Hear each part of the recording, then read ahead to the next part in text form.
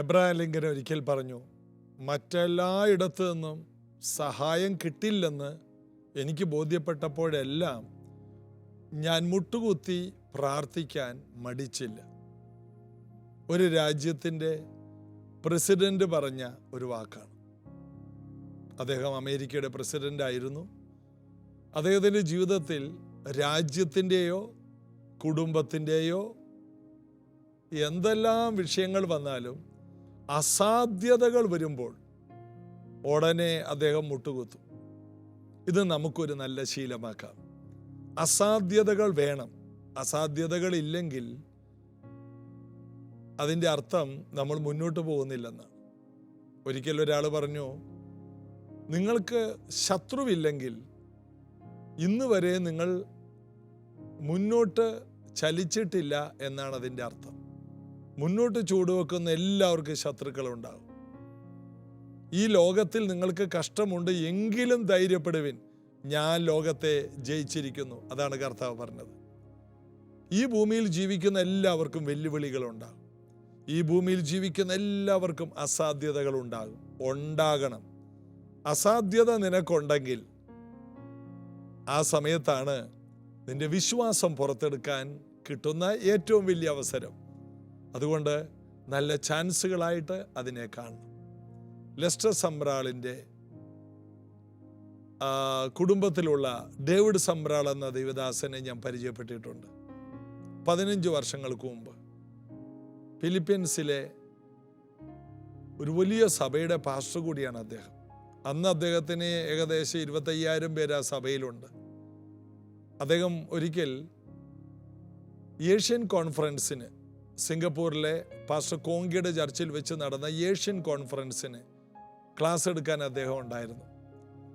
ഇന്ത്യയിൽ നിന്ന് പലരും പോയ കൂട്ടത്തിൽ എനിക്കും അതിൽ പങ്കെടുക്കാൻ ഭാഗ്യം കിട്ടിയെന്ന് അദ്ദേഹത്തിൻ്റെ ഒരു സാക്ഷ്യം അദ്ദേഹം പറഞ്ഞു.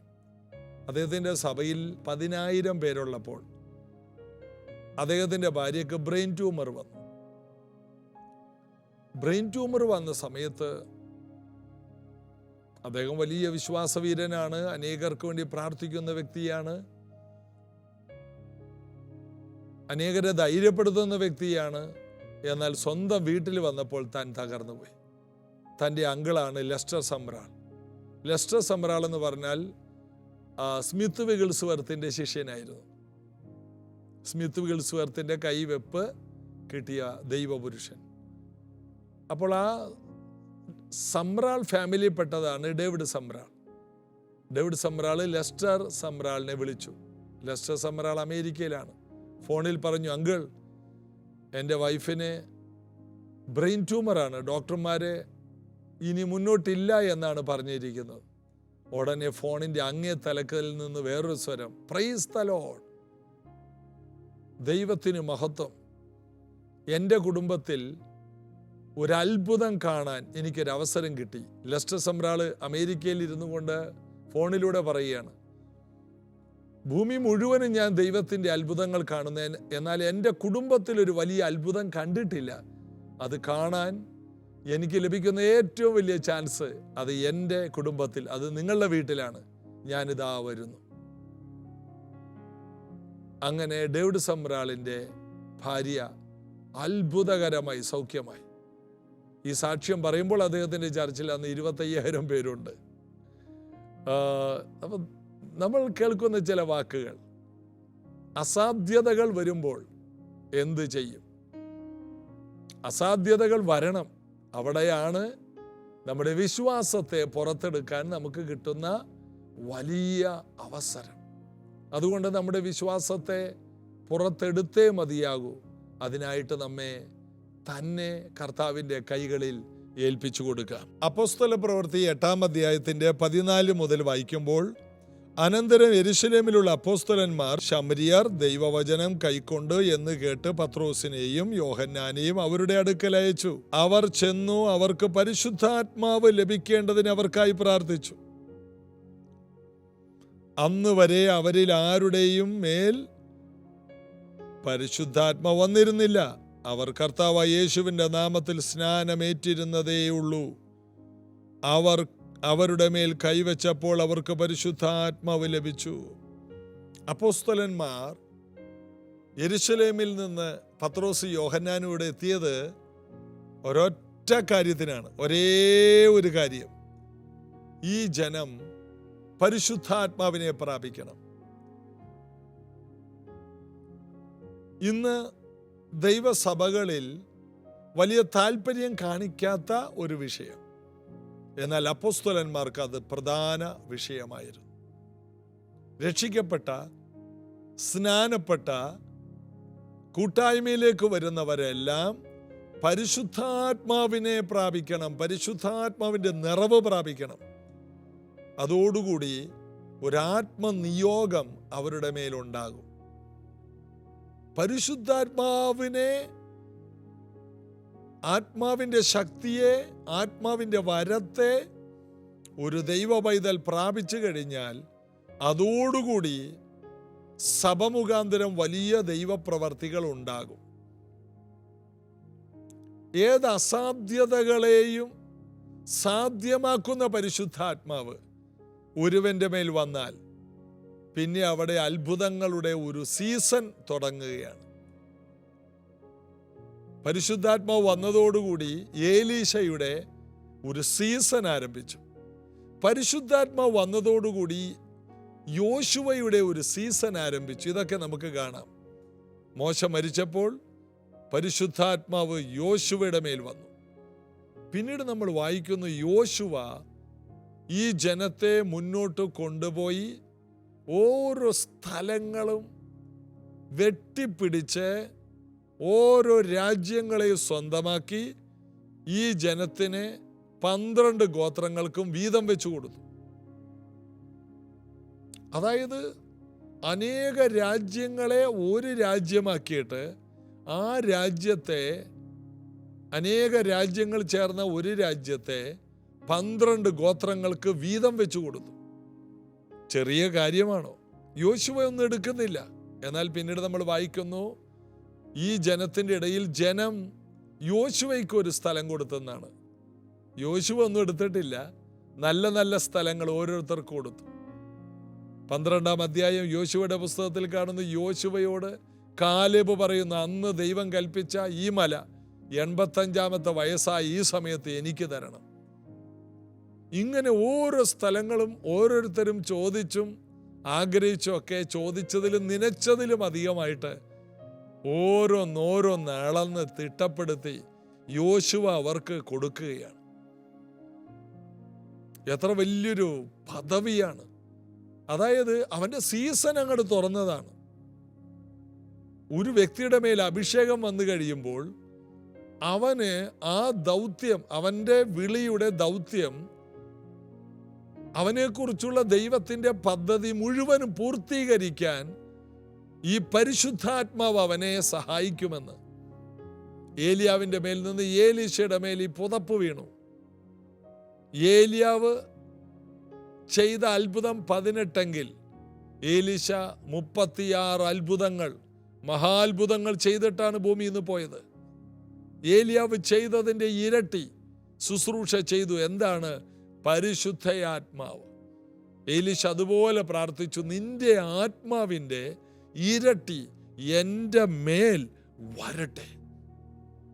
ഈ ദിവസങ്ങളിൽ നിന്റെ വസ്തുവിൻ്റെ ഇരട്ടി എനിക്ക് വേണമെന്നല്ല, നിന്റെ ശിഷ്യന്മാരെക്കാൾ ഇരട്ടി ശിഷ്യന്മാർ എനിക്ക് വേണമെന്നല്ല, നിന്നേക്കാൾ അധികം ആസ്തി എനിക്ക് വേണമെന്നല്ല, നിന്നേക്കാൾ അധികം പ്രസംഗിക്കാനുള്ള കഴിവ് എനിക്ക് വേണമെന്നല്ല, എനിക്ക് പരിശുദ്ധാത്മാവിനെ തരണം ധാരാളമായിട്ട്.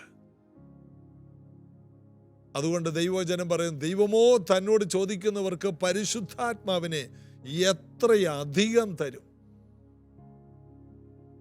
അതേ വാക്യം തന്നെയാണ് യേശു മറ്റൊരു ഭാഗത്ത് പറയുന്നത്, വിശ്വസിക്കുന്നവരുടെ ഉള്ളിൽ നിന്ന് തിരുവെഴുത്ത് പറയുന്നത് പോലെ ജീവജലത്തിൻ്റെ നദികൾ ഒഴുകും. ഒന്നല്ല രണ്ടല്ല, അനേക നദികൾ വിശ്വസിക്കുന്ന വ്യക്തിയുടെ ഉള്ളിൽ നിന്ന് ഒഴുകുമെന്ന്. അത് ദൈവത്തിൻ്റെ ആഗ്രഹമാണ്. യോഹന്നാൻ 7:37-38 ഞാൻ പറഞ്ഞത്. എന്നാൽ യേശു ക്രിസ്തു അന്ന് തേജസ്കരിക്കപ്പെട്ടിട്ടില്ലായിരുന്നു, ക്രൂശിക്കപ്പെട്ടിട്ടില്ലായിരുന്നു, ഉയർത്തെഴുന്നേറ്റിട്ടില്ലായിരുന്നു. അതുകൊണ്ട് പരിശുദ്ധാത്മാവ് വന്നിട്ടില്ലായിരുന്നു. പരിശുദ്ധാത്മാവ് എങ്ങനെയാണ് വന്നത്? യേശു ക്രിസ്തുവിൻ്റെ ക്രൂശ് മരണത്തിലൂടെ, യേശു കർത്താവ് തേജസ്കരിക്കപ്പെട്ടതിലൂടെ, മാനവജാതിയുടെ വീണ്ടെടുപ്പിലൂടെ പരിശുദ്ധാത്മാവിന് പൂർണ്ണ സമ്മതമായി മനുഷ്യൻ്റെ കൂടെ എന്നേക്കുമായിട്ട് ഇരിക്കുവാൻ. അതിൻ്റെ മുമ്പ് ശിംശോൻ്റെ മേൽ വന്നു, ഉടനെ അപ്രത്യക്ഷമായി. ഗിദെയോൻ്റെ മേൽ വന്നു, ഏലീശയുടെ മേൽ വന്നു, ഇബ്താഹിൻ്റെ മേൽ വന്നു. ഒരാവശ്യം വരുമ്പോൾ മാത്രം വന്നേച്ചു പോകുന്ന പരിശുദ്ധയാത്മാവിനെയാണ് നമ്മൾ കാണുന്നത്. എന്നാൽ എന്നേക്കും ഇരിക്കുന്ന പരിശുദ്ധാത്മാവ്. ഇതാ അപ്പോസ്തലന്മാർക്ക് ഒറ്റ കാര്യമാണ് യെരുശലേം സഭ ദൗത്യം കൊടുത്തിരിക്കുന്നത്. നമുക്ക് ലഭിച്ചതുപോലെ പരിശുദ്ധാത്മാവ് അവർക്ക് കിട്ടിക്കഴിഞ്ഞാൽ നമുക്ക് ലഭിച്ച ധൈര്യവും നമുക്ക് ലഭിച്ച കൃപയും അവരിൽ വ്യാപരിക്കും. അവരുടെ അറിവില്ലായ്മകളെല്ലാം അത്ഭുതങ്ങളായി മാറും. പരിശുദ്ധാത്മാവ് പാഴ് ശൂന്യമായ സ്ഥലത്ത് പരിവർത്തിക്കും. അത്ഭുതങ്ങൾ നടക്കും, അതിശയങ്ങൾ നടക്കും.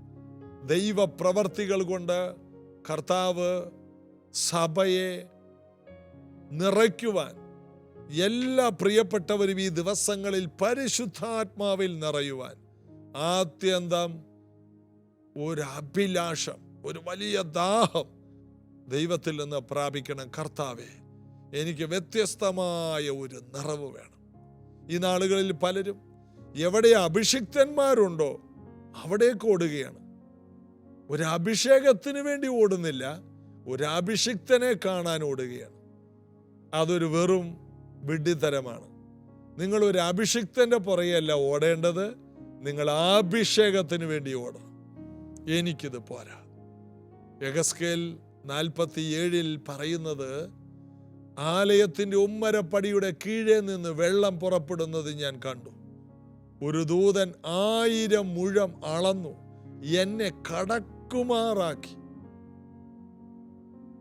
1000 മുഴം ഒത്തിരി അളക്കാനുണ്ട്. 1000 പ്രാവശ്യം അളക്കണം, എന്നാലേ നരിയാണിയോളമാകും. പെട്ടെന്ന് വെള്ളം കൂടുന്നില്ല. 1000 മുഴം അളന്നിട്ടും 2 ഇഞ്ച് കാല് നനയാനുള്ള വെള്ളമേ ഉള്ളൂ. പലരും പറയുന്നത്, ഞാൻ എല്ലാ ഞായറാഴ്ചയും വരുന്നുണ്ട്, പരിശുദ്ധാത്മാവിനെ കിട്ടിയില്ല, കിട്ടണമെങ്കിൽ കിട്ടട്ടെ. 1000 മുഴം അളന്നിട്ട് 1000 പ്രാവശ്യം അളന്നിട്ട് ആകെ നരിയാണിയോളം. അവിടെ ദൈവത്തിൻ്റെ ദൂതൻ യെഹെസ്കേലിനെ കടക്കുമാറാക്കി എന്നാണ്. തുടക്കത്തിൽ അധികമൊന്നും കണ്ടില്ലെങ്കിൽ ഒരു ചെറിയ ആത്മസ്പർശനമാണെങ്കിലും അതിലേക്കാണ് ദൈവത്തിൻ്റെ ദൂതൻ കടക്കുമാറാക്കുന്നത്.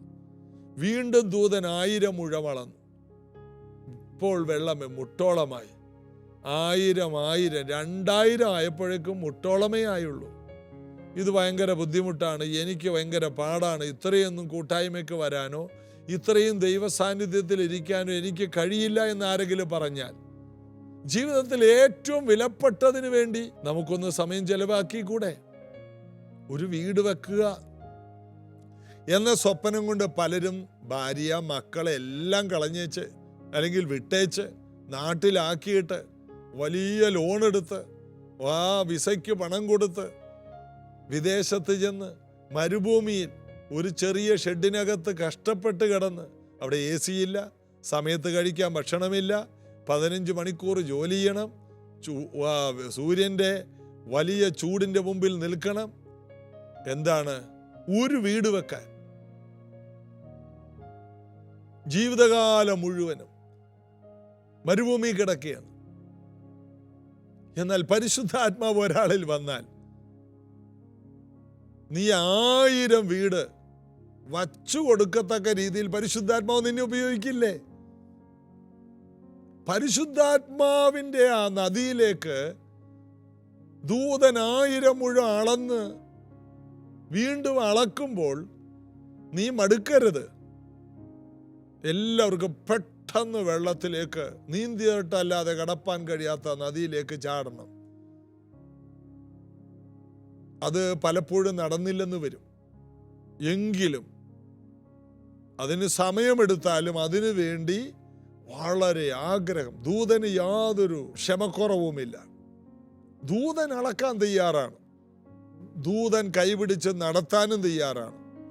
നീ നടക്കുമെങ്കിൽ നിന്നെ കടക്കുമാറാക്കുവാൻ സ്വർഗത്തിലെ ദൈവത്തിൻ്റെ ദൂതന്മാർ നിന്നെ സഹായിക്കും. ഇനിയും നീ കടക്കണമെന്നാണ്. വീണ്ടും അളന്നു. 3000 മുഴം അളന്നു കഴിഞ്ഞപ്പോൾ അരയോളമേ ആയിട്ടുള്ളൂ. വീണ്ടും 1000 മുഴം അളന്നു. 4000 അളന്നു. അപ്പം എത്ര പ്രാവശ്യമാണ് ദൂതൻ കുനിഞ്ഞ് അളന്ന് നദിയുടെ ആഴം കണ്ടുപിടിച്ചു. നീന്തിയിട്ടല്ലാതെ കടപ്പാൻ കഴിയാത്തൊരു നദിയായി.